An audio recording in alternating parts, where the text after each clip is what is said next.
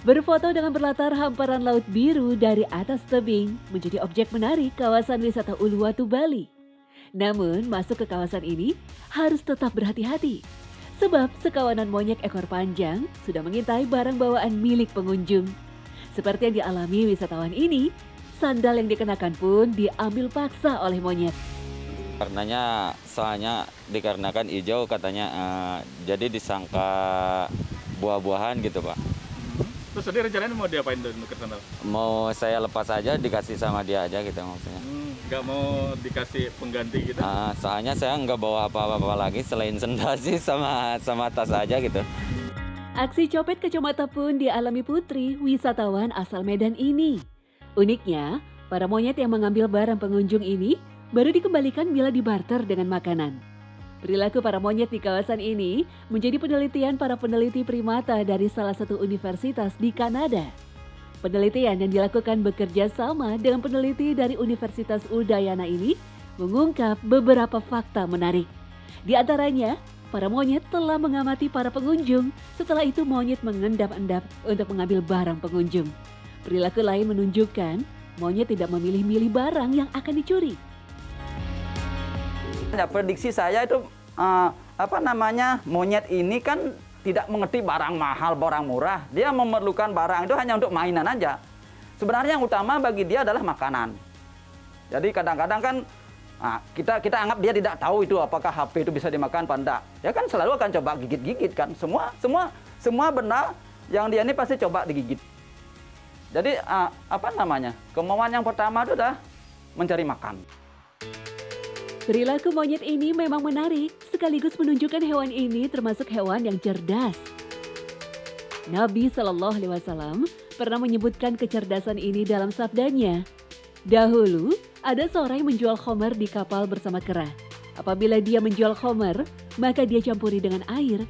Maka kera mengambil kantong uang, lalu naik di kayu tiang layar kapal, seraya membagi uang. Sebagian dinar ia lempar ke laut dan sebagian dinar ia lempar ke kapal. Hadis riwayat Ahmad. Seorang sahabat Nabi Shallallahu Alaihi Wasallam bernama Amr bin Maimun bahkan pernah menemukan fakta yang mengejutkan dari kawanan monyet saat dirinya berada di Yaman. Saya pernah melihat pada masa jahiliyah ada seekor kera yang berzina. Lalu beberapa kera berkumpul untuk merajamnya. Lalu saya ikut merajam bersama mereka. Diriwayatkan oleh Imam Bukhari. Imam Ibnu Hajar Al-Asqalani dalam kitabnya Fathul Bari menjelaskan hadis ini. Saat itu, Amr bin Maimun menggembala kambing milik keluarganya dan ketika berada di tempat yang tinggi, Amr melihat ada seekor kera jantan bersama kera betina berdua-duaan.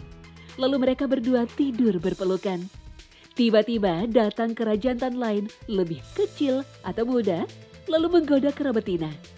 Kemudian kera betina secara pelan-pelan keluar dari pelukan jantannya. Lalu pergi bersama kera muda itu. Kemudian keduanya berhubungan intim. Lalu dia kembali kepada jantannya dengan pelan-pelan. Tak lama kemudian, jantannya bangun, kaget. Kemudian mencium dubur betina. Lalu berteriak sehingga berkumpullah kera-kera yang cukup banyak. Sang jantan terus berteriak sembari mengisyaratkan tangannya ke betina. Kera-kera itu akhirnya pergi ke kanan dan ke kiri, lalu mereka datang membawa kera muda itu. Setelah itu, kawanan kera itu menggiring keduanya ke lubang kecil, kemudian merajam dengan melempari batu ke arah keduanya.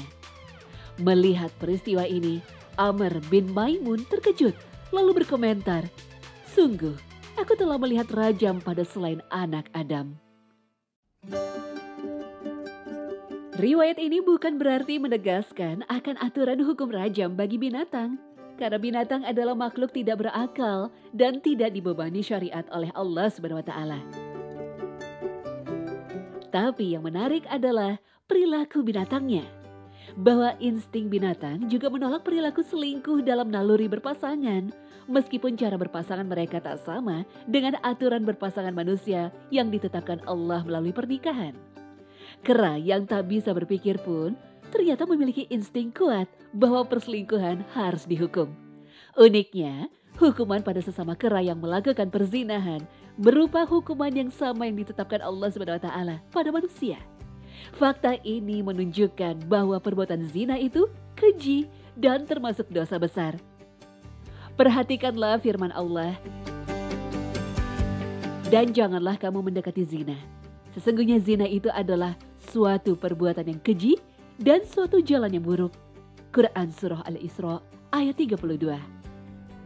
Jika binatang saja merasa jijik dan mengutuk perbuatan zina dan pelakunya, padahal mereka tiada berakal, lantas bagaimana dengan kita manusia?